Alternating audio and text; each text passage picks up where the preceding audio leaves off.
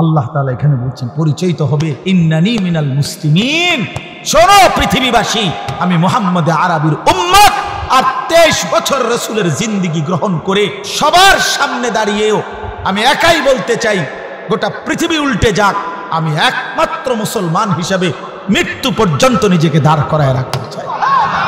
अगरचे बुत है जमात की आस्तीनों में, मुझे है हुक्म खुदा ला इलाहा इल्लल्लाह। যে হে আমার জাতি, তোমরা যদি সবাই একটা একটা মূর্তি বগলে কইরা আইরা মূর্তির স্তূপ করো, আর সেই স্তূপের উপরে আমি ইব্রাহিমকে দাঁড় করায় দাও, আমি মূর্তির স্তূপের উপরে দাঁড়াইয়া একাই বলবো লা ইলাহা ইল্লাল্লাহ, মুঝে হ্যাঁ হুকমে খুদা লা ইলাহা ইল্লাল্লাহ। আমি একাই বলবো, পুরা জাতি মূর্তি পূজক হোক, সমস্যা নাই, আমি একাই। ওয়ারাবাতনা আলা কুলুবিহিম ইয কামু ফাকালু রব্বুনা রব্বুস সামাওয়াতি ওয়াল আরদ লান নাদউ বিদুনিহি ইলাহান লাকাদ কুলনা ইদান শাতাতা। আমি তো হাফেজ সাহেব না, দোস্ত হাফেজ সাহেব, আমি কোনো কামের না। হায় আল্লাহ, আসহাবে কাহাফের 7 জন যুবক, মাত্র 7 জন। একটা দেশের বাদশাহ, মন্ত্রী, উজির, নাজির, জনগণ, পাবলিক, 14 গোষ্ঠী, এমনকি এই ছেলেগুলোর বাপ মা, দাদা, চাচা, নানা, জেডা, খালু, ফুপা, মামু, সকলেই মুশরিক, সকলেই মূর্তি পূজক। এরকম মনে করেন লক্ষ লক্ষ মূর্তি পূজকের মাঝখানে দাঁড়িয়ে, বাদশার সামনে দাঁড়িয়ে এই 7 যুবক বলছে যে আমাদের রব তিনি আসমান ও জমিনের রব, যিনি লান নাদউ মিন দুনিহি ইলাহান। এই জালেম বাদশা, আরো যদি জুলুম করো শাস্তি দাও, ফাঁসি দাও, আর জমিনের রাশ ফেলে দাও, কিন্তু তারপরও শুনে নাও, আল্লাহকে ছাড়া, ওই এক মালিককে ছাড়া আর কাউকে আমরা ডাকবো না। লাকাদ কুলনা ইদান শাতাতা, যদি আল্লাহকে ভিন্ন কাউকে ডাকি তো নিঃসন্দেহে হবে এটা অপরাধ, পাপ, অন্যায়, জুলুম। আল্লাহ বলেন এই যুবকদের কলিজার ভিতরে এমন ঈমান, ওয়ারাবাতনা, আমি আল্লাহ কলিজার ভিতরে ঈমানটা রশি দিয়ে বাঁধিয়ে দিয়েছি, একদম না ছোটে। ওয়ারাবাতনা মানে তো বেঁধে দিল, যুবকের কলিজায় ঈমান বাইধা দিল। কবরবাসীদের রুহের মাগফিরাত কামনায় আজকের এই ইসলাহি মাহফিলে আল্লাহ তাআলাই আমাদেরকে আসবার, বসবার, আল্লাহর জন্যই জমা হওয়ার তৌফিক দান করেছেন। এই জন্য সকলেই বলি আলহামদুলিল্লাহ।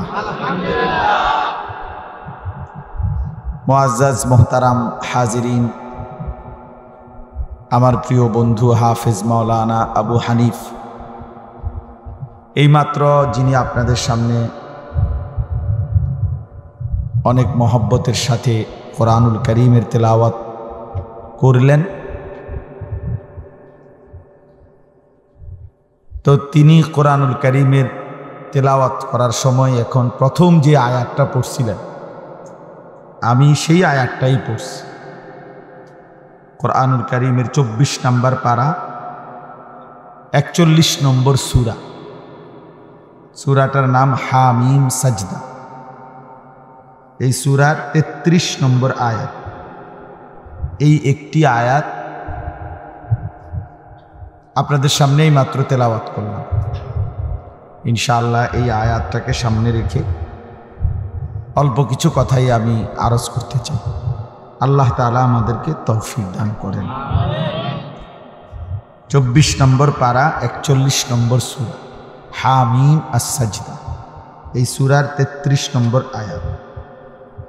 আল্লাহ তাআলা বলেন ওয়ামান আহসানু কওলান, কথার দিক থেকে তার চাইতে উত্তম, সুন্দর, সবচেয়ে সুন্দর আর কার কথা হতে পারে? মিম্মান দাআ ইলাল্লাহ, যে মানুষদেরকে আল্লাহর দিকে দাওয়াত দেয়। আর কি করে? ওয়া আমিলা সালিহান, সমস্ত নেক আমল আদায় করে। আর কি করে? ওয়াকালা ইন্নানি মিনাল মুসলিমিন, প্রতিনিয়ত নিজেকে এই পরিচয় দেয় যে আমি মুসলমানদের মধ্য থেকে একজন। এটা স্বাভাবিকভাবে স্বাচ্ছন্দ্যে স্বতঃস্ফূর্তভাবে খুশি খুশি দিলে হিম্মতের সাথে নিজের পরিচয় পেশ করে যে আমি মুসলমানের একজন। তো আল্লাহ তাআলা বলেন, যে মানুষকে আল্লাহর দিকে দাওয়াত দেয়, সবগুলো নেক আমল করে এবং নিজেকে সর্বদাই মুসলমান পরিচয় দেয়, তার চাইতে উত্তম, তার চাইতে আহসান, তার চাইতে সর্বোত্তম সুন্দর চমৎকার মানুষ আর কে হইতে পারে?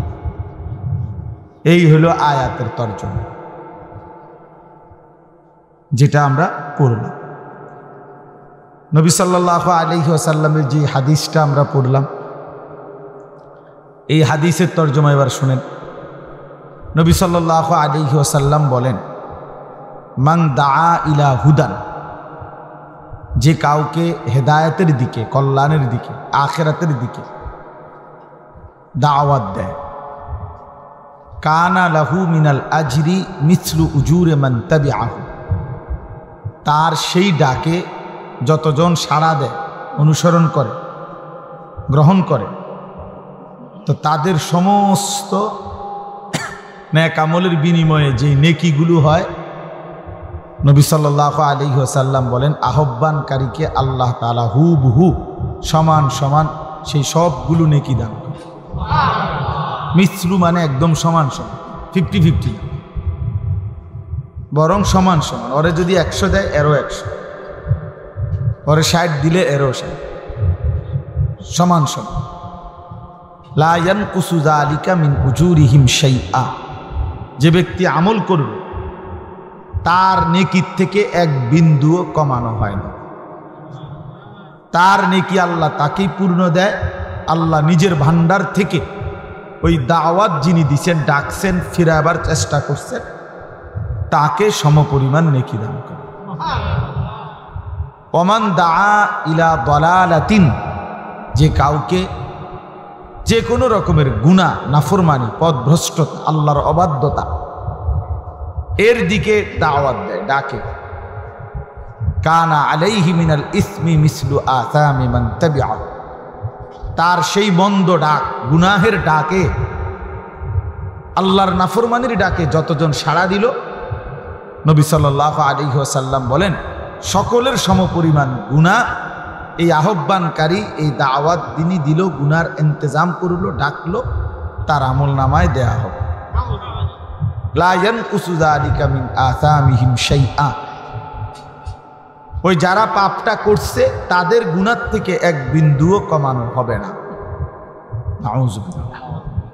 এই তরজমা শেষ, হাদিসের অর্থ শেষ।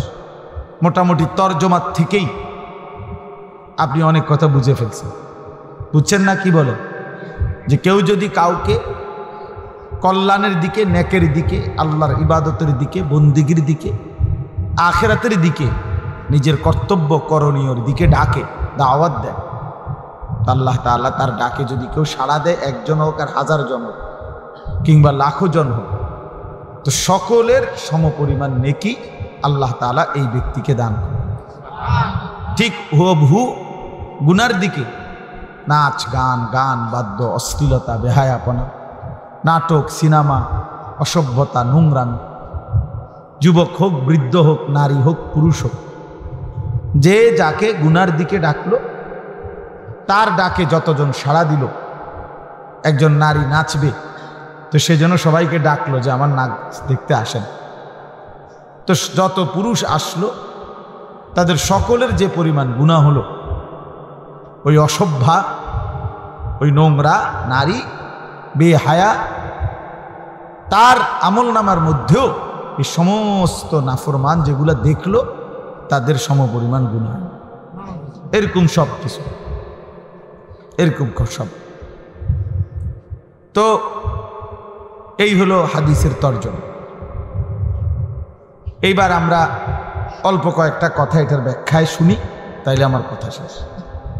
সবার কাছে অনুরোধ, মনোযোগ দিলে ভালো হবে, মেহেরবানি করে আমারও উপকার হবে, আপনাদেরও উপকার। আল্লাহর কথা শুনলেই লাভ, বললেই লাভ। আল্লাহর কথা বুঝতে পারলেই লাভ। যে দিল আল্লাহর কথা বোঝে, আল্লাহ তাআলা বলছে এটাই মূলত দিল। যে দিলে আল্লাহর কথা উপলব্ধি হয় না, আল্লাহ বলছে এটা আসলে কোনো দিলে না, এ আসলে কিছুই বোঝে না। লাহুম কুলুবুন লা ইয়াফকাহুনা বিহা। যে কান আল্লাহর কথা শুনে না, আল্লাহ তাআলা সরাসরি বলছে আসলে এটা কোনো কানে না, এ কিছুই শোনে না। বাকি কোনো কথা যে শুনে, এগুলা কোনো কথাই না, কথাই না। লাহুম আযানুন লা ইয়াসমাউনা বিহা।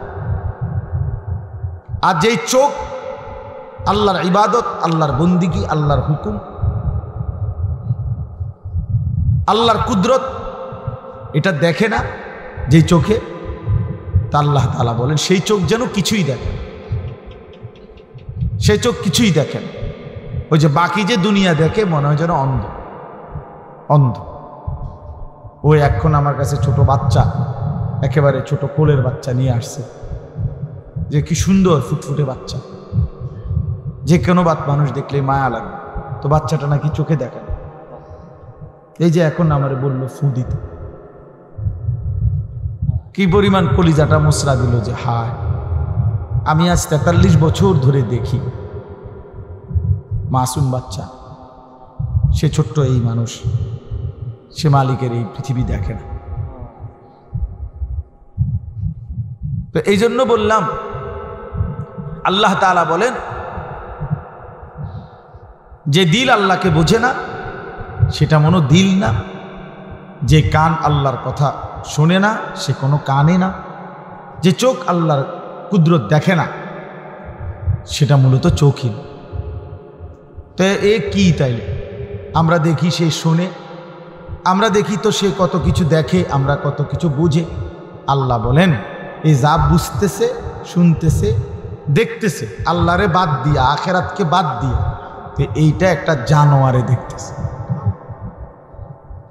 সরাসরি কোরআন আল্লাহ বলছেন এটা মূলত যা বুঝে, যা শুনে, যা দেখে আল্লাহকে বাদ দিয়া, আখেরাতকে বাদ দিয়ে, তো এইটা একটা জানোয়ার, চতুষ্পদ জন্তু। উলাইকা কাল আনআম, এটা একটা 4 ঠ্যাংওয়ালা জানোয়ার। তোমরা দেখছো এটা 2 ঠ্যাং, আল্লাহ বলে না এটা 4 ঠ্যাং। সাফ কথা। এর চাইতে জ্বলন্ত আয়াত আর কি হইতে পারে? এর চাইতে বড় সতর্কতা আর কি হইতে পারে? আল্লাহ তাআলা বলছেন অন্তরে আল্লাহর কথাই আসে না, যা আখেরাতের উপলব্ধি আসে না, এটা চতুষ্পদ জন্তু। কানে আল্লাহর কথাই শুনে না, এতবার আজান দেয়, এতবার, এতগুলো মাইক, এতগুলো মসজিদ, আশপাশে যদি 10টা মসজিদ থেকে একসাথে আজান হয়, প্রতি মসজিদে যদি 4টা করে হরণও থাকে, 40টা হয়, 40টা হরণ এনে লাগাইলে কি অবস্থা হবে? কম কথা, এটা তো বিরাট মাহফিল। তাইলে এতগুলো হরণ থেকে আওয়াজ হয়, সে তার কানে এটা মুঠেই ঢোকে না। ফজর, জোহর, আসর, মাগরিব, ইশা। তো আল্লাহ তাআলা বলেন এটা আসলে একটা জানোয়ার। সরাসরি করেন এটা একটা চতুষ্পদ জন্তু। উলাইকা কাল আনআম। আল্লাহ বলেন যদি খেয়াল করবা, হ্যাঁ, যদি জানোয়ার বললে মাইন্ড করে তাহলে আরো নামাই দিবা। তাহলে বলবা ভাই সরি সরি সরি, ভুল হয়েছে ভাই, আসলে আপনার গরু ছাগল বলাতে আপনি একটু প্রেস্টিজে লাগছে তো, হ্যাঁ সরি, আসলে আমি উদ্রু করলাম। বালহুম আদাল, আপনি আসলে ছাগলও না, গরুও না, জন্তুও না, জানোয়ারও না, তার চাইতে নিকৃষ্ট।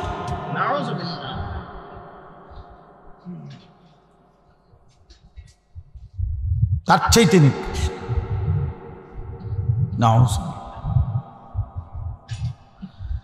এই জন্য বলতেছিলাম আল্লাহর কথা দিল দিয়ে শুনতে হয়, আল্লাহর কথা কলিজা দিয়ে বুঝতে হয়। ইন্না ফি যালিকা লাযিকরা লিমান কানা লাহু কলবুন, এরপরে আও আলকাস সামআ ওয়া হুয়া শাহীদ। 3 জিনিস একসাথ করে যে আল্লাহ তাআলা বলছেন দিল, চোখ, কান, চোখ, কান, দিল। দিল খোলা, চোখও খোলা, কানও খোলা, তাকায় আছে যিনি বলতেছেন তার দিকে, কান দিয়ে মনোযোগ দিয়ে শুনতেছে, অন্তরটা খুলে রাখছে, উপলব্ধি করতেছে। আল্লাহ বলেন এই তিনটা জিনিস যে একত্র করে, চোখ, কান, দিল, কন্ত কি? তা আল্লাহ বলেন ইন্না ফি যালিকা লাযিকরা, নিশ্চয় ওই ব্যক্তির জন্য, ওই মানুষগুলোর জন্য এই কোরআন পুরাটাই নসিহত, পুরাটাই উপদেশ, তার জিন্দেগি বদলাবেই বদলাবে, বদলাবেই বদলাবে। এই জন্য ওই যে তুমি যে চোখের সামনে মোবাইলটা ধরে রাখছো, তোমার দিয়ে কোনো কাম হইতো না, তুমি এইটাই আলগি দিয়ে ধরে রাখবে, তোমার জিন্দিগি যাইবই এটা ধরে থাকে। তোমার এই ইবলিসে একটা কাম ধরাইয়া দিছে যে তুমি তো একটা আকামলা মানুষ, তো তোমার একটা কাম দিলাম, ধর এটা ধরে রাখ, বুঝেন নাই? হ্যাঁ, তুমি তার নিজের জন্য কিছু দরকার নাই, তুমি যা কিছু পারো মোবাইলটারে জমা রাখো, এটার ভিতরে ঢুকাও, এটার ভিতরে যত কিছু দিবা, তোমার ফেসবুক আব্বায় খুশি হবে, তোমার ইউটিউব আব্বা খুশি হবে, হ্যাঁ, তারাই তোমার বাপ, তারাই তোমার পরম প্রিয়, তাদেরকে কিছু দেখাইতে পারলে, জমাইতে পারলে তাদের কাছে, তাইলেই তোমার জীবনের সার্থকতা। হ্যাঁ, বুঝেন? এখানে দিলেরই বা দরকার কি, কানেরই বা দরকার কি, চোখের বা দরকার, চোখের বা দরকার কি? আফসুসের ব্যাপার।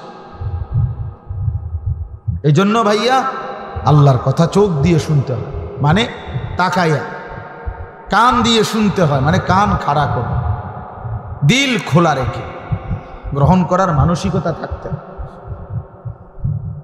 গ্রহণ করার মানসিকতা থাকতে, গাদ্দার হইলে হয় না। মানসিকতাই যদি না হয় ভাইয়া, আল্লাহ তাআলা হেদায়েত দেন। ওয়াহদি ইলাইহি মান ইউনিব, কোরআনে আল্লাহ বলেন যে আল্লাহর দিকে ঝুঁকে আসে, আল্লাহ তাআলা নিজে আগায়া তাকে হেদায়েত দিয়ে থাকে। মান ইউনিব মানে হলো ইনাবাত, মানে ঝুঁকে আসে। তো ঝুঁকে আসবে কদ্দুর? আল্লাহ বলছেন তুমি আসবা 1 বিঘত, আমি আসবো 1 হাত, তুমি আসবা 1 হাত, আমি আসবো 2 হাত, তুমি আসবে হাঁটতে হাঁটতে, আমি আসবো দৌড়তে দৌড়তে। হ্যাঁ, তুমি আসবা রাতে গুনাহ নিয়ে, আমি রাতেই আসবো মাগফিরাত নিয়ে। ইন আতাইতানি লাইলান আতাইতুকা লাইলান, রাতে আসলে রাতেই মাফ, দিনে আসলে দিনেই মাফ। ওয়া ইন আতাইতানি নাহারান আতাইতুকা নাহারান, বান্দা যখন আসবা তখনই মাফ। আমি আছি সারাক্ষণ, তুমি চোখের পানি ফেলে আমারে ডাক দিও, আমি পেছনটা সব মাফ করে দেব। ইয়া বনা আদম লাউ বালাগাত যুনুবুকা আনানাস সামা সুম্মা ইস্তাগফারতানি গাফারতু লাকা ওয়ালা উবালি। আল্লাহ তাআলা হাদিসে কুদসিতে বলেন, হে বনি আদম, তোমার গুনাহ যদি আসমান পর্যন্ত পৌঁছে যায়, তারপরেও যদি তুমি তওবা করে পিছনের গুনাহ ছেড়ে দিয়ে আর করবা না ওয়াদা দিয়ে, লজ্জিত হয়ে আমার কাছে মাফ চাও, আমি ওয়াদা দিলাম আমি 1 সেকেন্ডের পরোয়া করব না, 1 মিনিট ভাববার জন্য সময় নেব না, তৎক্ষণাৎ আমি তোমাকে মাফ করে দেব। ওয়ালা উবালি, কোনো পরোয়া নাই, আমি দেরি করব না, শুনানি হবে না, কোনো আবেলে শুনানি হবে, তারপরে মামলার রায় হবে না, নগদ ফয়সালা। তুমি আসবা যখন, আমি আসবো তখন। তুমি আসবা গুনাহ নিয়ে ইস্তেগফার করতে, আমি আসবো মাগফিরাত নিয়ে তোমাকে মাফ করতে। এই জন্য জওয়ান ভাইয়া, বাপরা, সবার এটা বোঝা উচিত, বোঝা উচিত।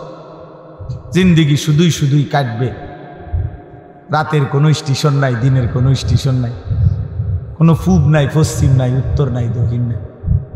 হাসে কেন, কান্দে কেন, হাঁটে কেন, বসে কেন, কিচ্ছুই কইতারে না। হায় হায়, এরকম উদ্দেশ্যহীন কোনো মানুষের জীবন হইতে পারে।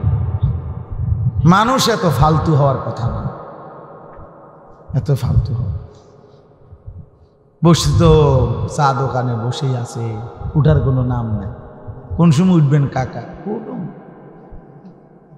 বইসি হবে বন্ধু, কীর্তন বইছেন, কীর্তন বইছি তাও কইতে পারতেন। জীবনের কোনো উদ্দেশ্য নেই। কেন বসে আছে? কেন যুবক ওই রেল স্টেশনে, ক্ষেতের কিনারে, রাস্তার পারে 10 জন, 5 জন, 3 জন বসে আছে? কেন দাঁড়ায় আছো? কেন কি জানা? আল্লাহ তাআলা কোরআনুল কারীমের মধ্যে বলছে, ভাইয়া আফা হাসিবতুম আন্নামা খালাকনাকুম আবাসান, আমার বান্দা তাহলে কি তোমরা এই ভেবেছো যে আমি তোমাদেরকে অনর্থক, উদ্দেশ্যহীন, বেহুদা বানাইছি? 9 মাস লাগাইয়া এই ফালতু কোনো উদ্দেশ্য নাই এমনি বানাইলাম? আমি তো চাইলে পলকের মধ্যে কোন বললেই হয়ে যায়। আমি তো সেই মালিক যে মালিক চাইলেই আমি বানাইতে পারতাম।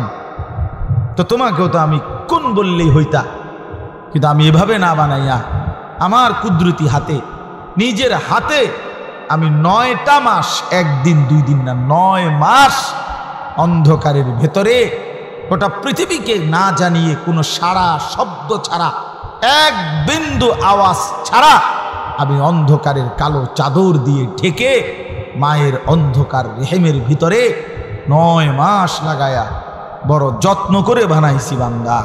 শুধু এমনি এই বিড়ি খাইতে খাইতে শেষ করে দিবেন, এই মোবাইল টিপতে টিপতে হায়াত শেষ করি, এই জন্য 9 মাস লাগাইলাম? একটা ছেলে হইলেই ভাবো ভাই, একজনই ভাবো, একজন চাচাই ভাবেন, যারা চা দোকানে আড্ডা দেন আপনারাই ভাবেন চাচা। শেষ বয়সটা বুঝি আল্লাহ তাআলা আপনারে এই শুধু এমনি বসে থাকতে দিছে না, আর কোনো দায়িত্ব ছিল না। নবী সাল্লাল্লাহু আলাইহি ওয়াসাল্লামকে আল্লাহ তাআলা কোরআনে আছে বলছেন, ওয়া'বুদ রাব্বাকা হাত্তা ইয়াতিয়াকাল ইয়াকিন। বন্ধু, মৃত্যু আসা পর্যন্ত আপনি আপনার রবের ইবাদত করতে থাকেন। তাহলে নবীজি কি বলছে? মৃত্যু আসা পর্যন্ত বন্দিগির উপরে থাকেন। আর আমনেরে কইছে বিকাল টাইম বন খান আর চা খান, ঠিক না? তা আপনি তো এইভাবে জিন্দিগি সাজাইয়া ফেললেন যে প্রতিদিন বিকালবেলা চায়ের দোকানের আড্ডা, বিড়ির আড্ডা, নাটক, সিনেমা, টেলিভিশনের আড্ডা। ছেলেরা তোমরা তো ভাই জিন্দিগি এটাই বানায় নিলা যে শুধুই আড্ডা, শুধু খানার টাইমে একটু খানা, ঘুমের টাইমে কিছুক্ষণ ঘুম, টয়লেট, বাথরুম, আর বাকিটা সময় শুধুই আড্ডা, শুধুই আড্ডা। এ কেমন জিন্দিগি? আল্লাহ তাআলা এই জন্য বলছে, বান্দা বলো তুমি কি এই ভেবেছ? ওয়া আন্নাকুম ইলাইনা লা তুরজাউন। এবং আল্লাহ জিজ্ঞেস করলেন, এটাও কি মনে করেছো যে আমি আল্লাহর কাছে তোমাকে আসতে হবে না? এই মনে করছো তুমি? আমি একদম ছেড়ে দিছি মনে করছো? ওয়া আন্নাকুম ইলাইনা লা তুরজাউন। তুমি কি এই মনে করেছো তোমাকে ফেরত আসতে হবে না? তো আমরা উত্তর দেন, আমরা কি ভাবছি বলেন? এখানে আমরা যারা বসছি, আমরা এই 2 প্রশ্নের উত্তর দেন। আল্লাহ তাআলা জানতে চাচ্ছে যে বান্দা তুমি কি মনে করেছো আমি তোমাকে অনর্থক বানিয়েছি? তো উত্তর দেন, অনর্থক বানাইছে? 2 নাম্বার আল্লাহ বলছেন, তুমি কি এই মনে করেছো যে তোমাকে আমার কাছে আসতে হবে না? আসতে হবে। তো তাইলে আমি যখন এটা বুঝলাম, মেনেই নিলাম, আমাকে অনর্থক বানায় নাই, আমাকে আল্লাহর কাছে ফিরতেই হবে, তো আমার করণীয়টা কি? আমার গন্তব্যটা কোথায়? আমি যাব কোথায়? আমার উচিতটা কি?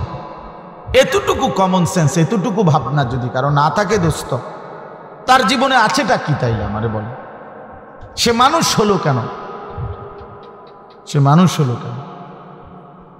হ্যাঁ, আল্লাহর কথা যার মনেই পড়ে না, আমি এই মাত্র বললাম এই কথাটা, নামাজ পড়তে যার মনেই চায় না, রাসূলুল্লাহ সাল্লাল্লাহু আলাইহি ওয়াসাল্লামের একটা সুন্নাত মানতে যার মনেই চায় না, আল্লাহর নাফরমানি যে ছাড়তেই চায় না, তো তুমিও অপদার্থ নিজেরে মুসলমান পরিচয় দাও কোন লজ্জা?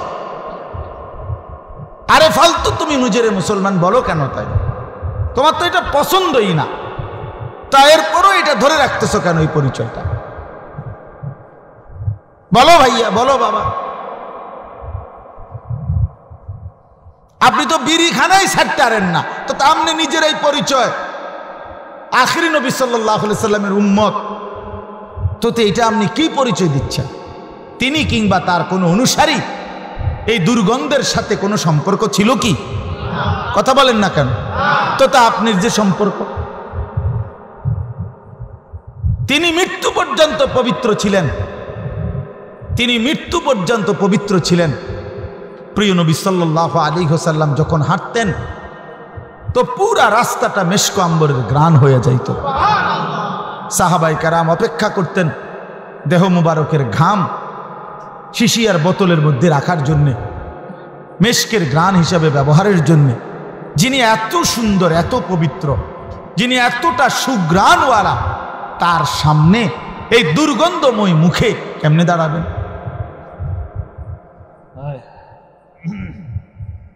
কেমনে?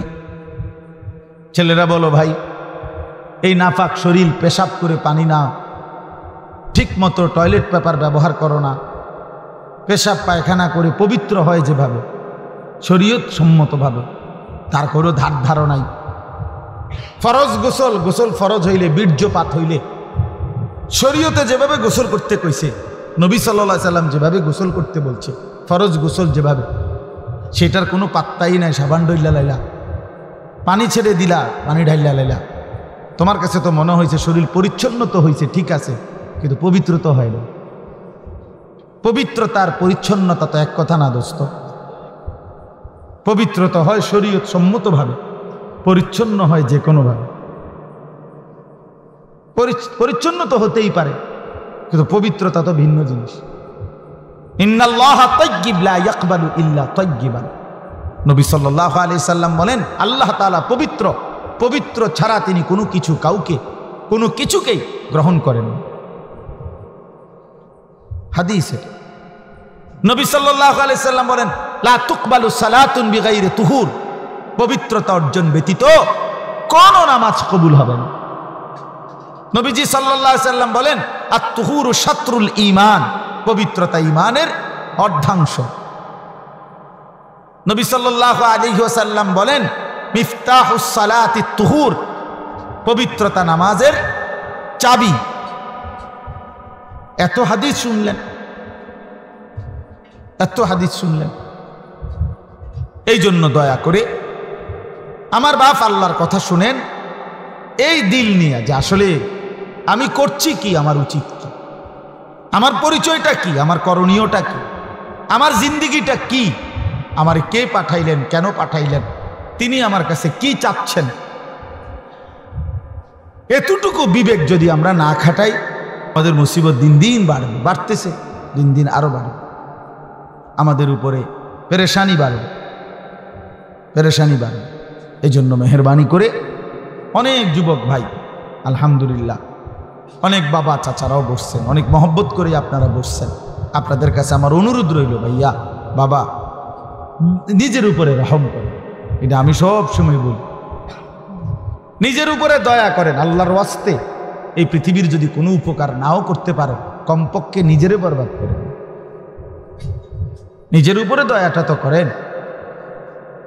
রাসূলুল্লাহ সাল্লাল্লাহু আলাইহি ওয়াসাল্লাম বলেন, বলছে উম্মত শোনো, আমি রসুল তোমাদের সাথে কেমন, আমার উদাহরণ তোমাদের সাথে, আমার উম্মতের সাথে আমার উদাহরণটা কেমন। নবীজি নিজে বলছে, কয় যে একটা জায়গায় লাকড়ি একত্র করে আগুন ধরাইছে, ধাউ ধাউ করে আগুন জ্বলতেছে, চারদিকে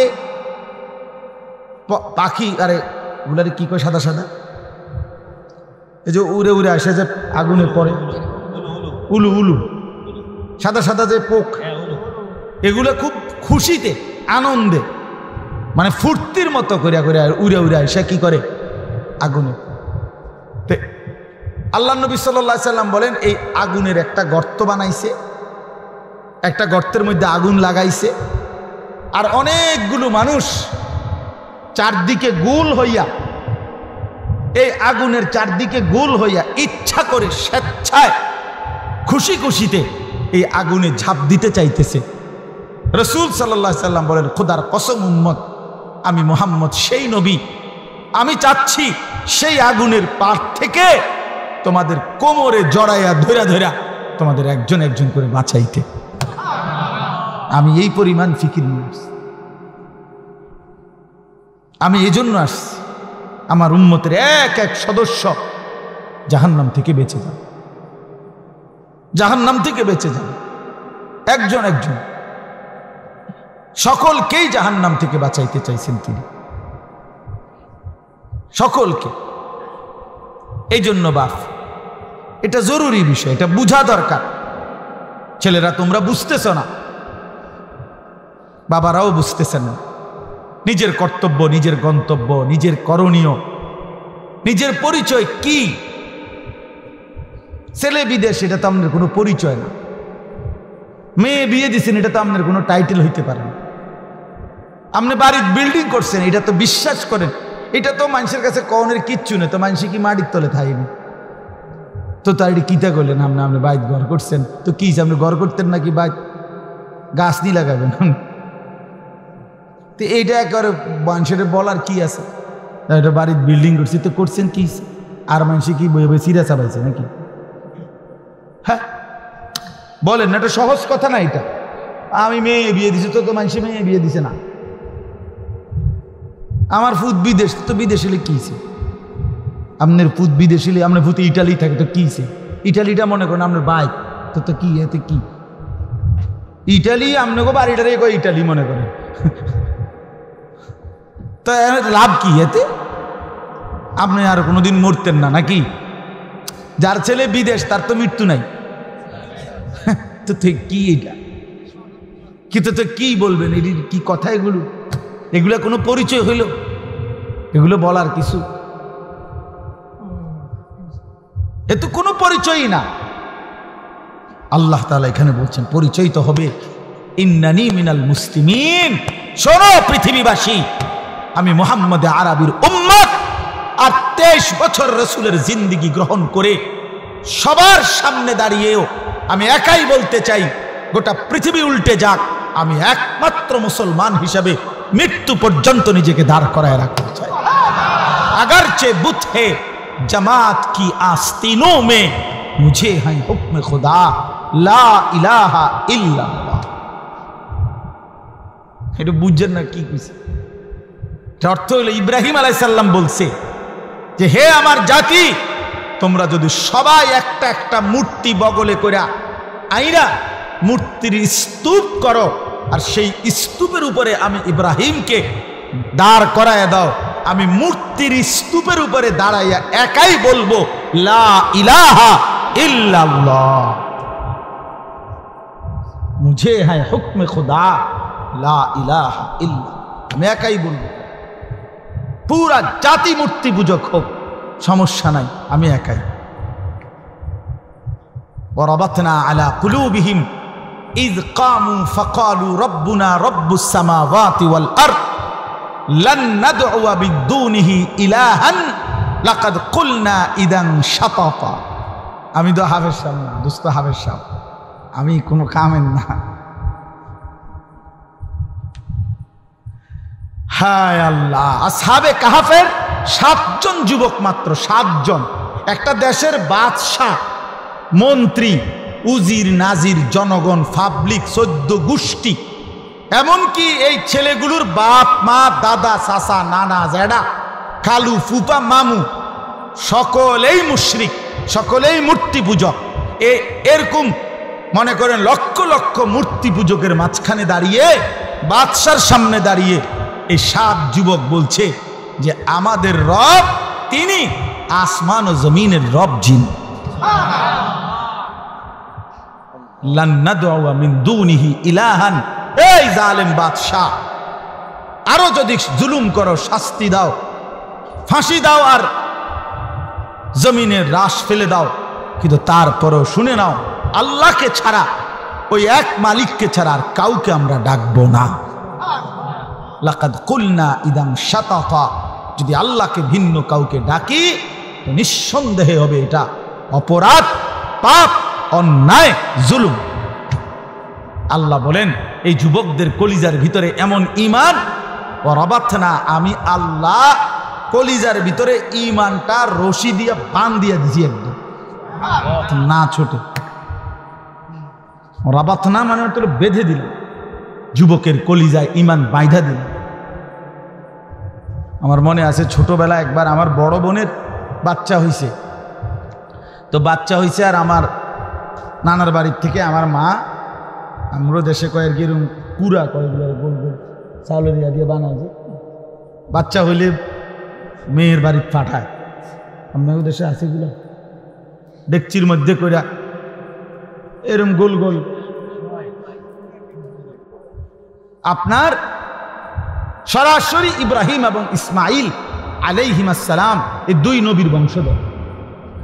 এই আবু জেহেল, আবু লাহাব, উতবা, সাইবা এরা সরাসরি নবীদের বংশধর, কুরাইশ যারা। অথচ দীর্ঘদিন পরে আইসা কুফরি করতে করতে, মুশরিক করতে করতে, আল্লাহকে ভুলতে ভুলতে একটা জেনারেশন আইসা, এই নবীওয়ালা প্রজন্মের পরবর্তী জেনারেশন আইসা এখন তারা বলতেছে মুহাম্মদ কি বলতেছো তুমি, কেমনে কবর থেকে আবার উঠাইবো, পাইবো কই, কি কও না কও, একটা কথা কও। মানে এটা মনে হয় যেন তারার বাপ দাদা কেউ শুনছে, এই কথাটাই তাদের বুঝে আসতেছে। হায় বিশ্বাস, এটা বুঝো ভাইয়া, যার বিবেক আছে সে বুঝো। হাজারো মাসআলা কোরআন সুন্নাত যেটা মানুষের মৌলিক প্রয়োজন, আজকের জেনারেশন এখনই চেনেও না, বোঝেও না, জানেও না। আপনি এখনই দেখেন, আপনি একজন চাচারে জিগান অথবা জোয়ানেরে জিগান যে নাকের নরম জায়গায় পানি পৌঁছানো ফরজ গোসলের সময় সুন্নত তরিকায় কিভাবে পানি পৌঁছাইতে হয় তুমি দেখাও, এখানে না দেখা, মানে খারাপ পানি দেন এই ছেলেদেরকে দেখেন, ডাকেন, হুজুর বলেন, অথচ এই প্লাস, গোল্ডেন এ প্লাস সবই তো ঠিক আছে দোস্ত, কিন্তু ফরজ গোসল কিভাবে করতে হয় সেটা বলো। আর যার ফরজ গোসল আদায় হয় নাই, বীর্যপাত হওয়ার পরেও যে গোসল ফরজ শরীয়ত মতে আদায় করতে পারে নাই, খোদার কসম তার কোনো নামাজ কবুল হয় না, জুমার নামাজেও না, জানাজার নামাজও না, কাবা শরীফের ছাদে উঠা পড়লেও হবে না। কত বড় দুর্ভাগ্য, কত বড় বদনসিব। হায় হায়, এই জন্য বললাম কোনো ফ্যামিলি, কোনো জেনারেশন গ্যাপ হয়ে গেল, অর্থাৎ আমার দাদা, তাহলে আর পরে আমার আব্বা, আমার দাদা 5 ওয়াক্ত নামাজ পড়তেন, মৃত্যুর সময় শেষ, গ্রামের মসজিদ ছোট্ট ছিল, দাদা নিজে ভাঙ্গা নতুন মসজিদ করছে, কইরা রমজান মাস পুরা মসজিদে এতেকাফের ছিল, আল্লাহ বিল্লাহ করছে, রমজান মাস রোজা শেষ হয়েছে, ঈদের দিন আমার দাদা ঈদের নামাজ পড়ে এসে আমার চাচারে বলছে আমি শ্বশুরবাড়ি যাবো, আমার একটা রিস্কায় নেবে। আমার চাচা উড়াই দিছে কথাটা, আরে আপনি আব্বা বুড়া মানুষ, আপনি শ্বশুরবাড়ি কীর্তেন যাবেন, আপনি আজকে ঈদের দিন আমগোর লগে খাইবেন দাইবেন, কয় না আমি আজকে যামুই, বুড়া মানুষ। তো আমার স্বাস্থ্য বাইরে কইছে, নাতি তুই দাদার লগে চল, ধরে হাতে ধরে কইছে তুই দাদারে লইয়া চল, দাদা আজগা শ্বশুর বাড়ির যামু। ও গেছে গা জোর করে হাঁটতে হাঁটতে মাছ পথে কতটুক গিয়া দাদা ঘুরাইয়া পড়ছে, সন্ধ্যা হইবার আগেই দাদা কবরে চলে গেছে, দাদা শ্বশুর বাড়ি গেছে। তা আমার আব্বা আলেমে দ্বীন ছিলেন, মাওলানা সাহেব ছিলেন, আমার ঘরে মাদ্রাসায় পড়াইছেন, 5 ভাই আমরা মাদ্রাসায় পড়ছি। তো এখন আমার 2 ছেলে, তো 2 ছেলেই মাদ্রাসায় পড়ে, তো একটা জেনারেশন থাকতে হয়। এখন যদি এমন হয় যে আমি আইসা এখন আমার ছেলে তারে আমি দিন শিখাইলাম না, তো হতে পারে আমি বাপ আলেমের কারণে হেতে বেটা ঠিক আছে, যদিও আলেম হয় নাই কিন্তু নামাজ রোজা কিছুটা চিনে, কারণ ওই যে তার আব্বা যে হুজুর, কিন্তু এরপরে যে এর ছেলে হবে, কথা বুঝছেন না, হে অথবা তারপরের জনাই সে তো ইসলাম চিনবে, কোরআন চিনবে। নামাজ চিনবেন, লানতটা তো দেখা যাবে আর পরে না, অভিশাপটা তো দেখা যাবে। আজকে যারা ছেড়ে দিচ্ছে ছেলেকে, নিজের স্ত্রী নিজের মেয়েকে বেপর্দা ছেড়ে দিল, ছেলেটাকে বেনামাজি অবস্থায় মেনে নিল, বিশ্বাস করেন এখনে না হয়তো টের পাইলেন না আপনি, কিন্তু এটার ফলাফল টের পাবে 50 বছর পরে, 100 বছর পরে। এর পরের জেনারেশন আর নামাজ কাকে বলে, আখেরাত কাকে বলে এটাই বুঝে। কি পরিমাণ মুসলমান মনে করেন আজকে এই মাত্র আবু হানিফ ভাই কোরআনুল কারীম তেলাওয়াত করছে, আপনাদের দিলে লাগছে না? আচ্ছা আপনি এবার ইনসাফের সাথে বলেন কি পরিমাণ মুসলমান আল্লাহর কোরআনটা দেখে দেখে সহি শুদ্ধই পড়তে পারে না। এখনকার এই মজমাতে কি পরিমাণ মুসলমান?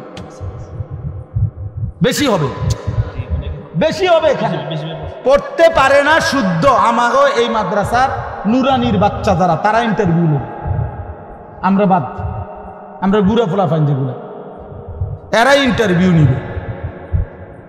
কি পরিমাণ পারে না কোরআন সে। এখনই বাংলাদেশের বয়স 53-54 বছর, তাহলে 53-54 বছরের ব্যবধানে একটি জাতির এই পরিমাণ মুসলমান যদি আল্লাহর কোরআন পড়তেই না পারে, পরবর্তী 50 বছর পরের জেনারেশন তো কোরআন কাকে বলে চিনবি।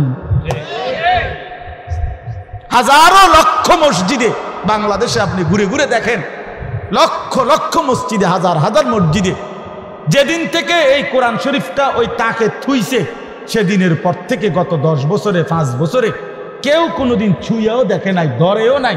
এটার মধ্যে কত আতগুলো এমন কোরআন শরীফ নাই। তাহলে এগুলো কার জন্য? কেন কিনলো, কেন বেচলো, কেন রাখলো এখানে, কেন ছাপাইলো বলেন? وقال الرسول يا رب إن قوم اتخذوا هذا القرآن مهجورا। রব্বুল আলামিন বলেন, রসুল আমার কিয়ামতের দিন বন্ধু আল্লাহর কাছে বলবে, রব্বুল আলামিন 23টা বছর মাওলা এই কোরআনকে আপনার কাছ থেকে গ্রহণ করতে গিয়ে আমি মুহাম্মদ দিনের পর দিন, রাতের পর রাত কষ্ট করেছি, কি পরিমাণ পাথরের আঘাত সয়েছি মাওলা আপনি জানেন। তায়েফের রক্ত আমার, উহুদের দান শহীদ আমার, পেটের মধ্যে 2টা পাথর বেঁধে আমি এতটা কষ্ট করে যেই কোরআন আপনার কাছ থেকে গ্রহণ করে আমার উম্মতের কাছে রেখে গেছি, উম্মতের এরা এরা এরা এরা এই লোকগুলো আল্লাহর নবী দেখিয়ে বলবেন, আল্লাহ এই লোকগুলো আমার সেই মেহনতের 23 বছরের কষ্টের কোরআন মাহজুরা নিজের জীবন থেকে বিতাড়িত করে দিয়েছে, পরিত্যক্ত করে দিয়েছে, আমি এর বিচার চাই। হ্যাঁ, নবী সাল্লাল্লাহু আলাইহি ওয়াসাল্লাম সরাসরি মুকদ্দমা দায়ের করবেন। তখন কি জবাব দিবেন? আপনি বলবেন, ইয়া রাসূলুল্লাহ আমার জন্য সুপারিশ করেন। নবী বলবেন, উম্মত আমি তো তোমার জন্য বিচার প্রার্থী। বুঝেন নাই বাপ? তো কে সুপারিশ করবে? তাই কোরআন শরীফের আয়াত, সূরা ফুরকানের আয়াত।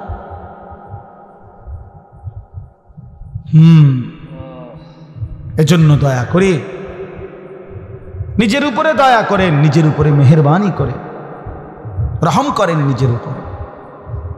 ওই কথাটা থেকে চলে গেছিলাম। তো আমি আমার বোনের জন্য, বোনের বাচ্চা হয়েছে, মা এইরকম গোল গোল পিঠা, লাড়ু বাড়ি লাড়ু, লাড়ুর মতো এগুলো বানায় দিছে ডেকচির মধ্যে, এরকম বড় ডেকচি। তা আমার ছোট মামা আমার খুব আদর করতেন, আলহাজ মুজিবুর রহমান আমার মামার নাম, মুজিব মামা, ছোট মামা আমাগো। এই মামা এটারে ডেকচিটারে সাইকেলের পিছনে রশি দিয়া এমন টাইট করে বাঁধ দিয়ে দিছে। তো আমার এখনো মনে হইল আমি ওই সাইকেল দিয়ে যাওয়ার সময়, উঁচা রাস্তা, নিচে অনেক নিচে ক্ষেত, মাটি কাইটা রাস্তা বাঁধছে অনেক উঁচা করে, ঘটনাচক্রে আমি পড়ে গেছি।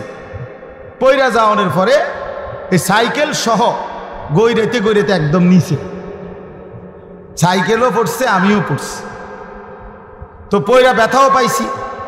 উইটা সাইকেল যখন উইটা সোজা করাইছি নিচে খেতে আর কি, কিন্তু দেখলাম সাইকেলের ক্ষতি হয়েছে। মাগার ওই যে ডেকচিটা এমন বান দিছে মামু আমার, এটা এক সুতা লড়ে না, যেমনের ডেকছি এমনি আছে, কিচ্ছু হয় না। মানে বানটা এমন টাইট বান দিছে।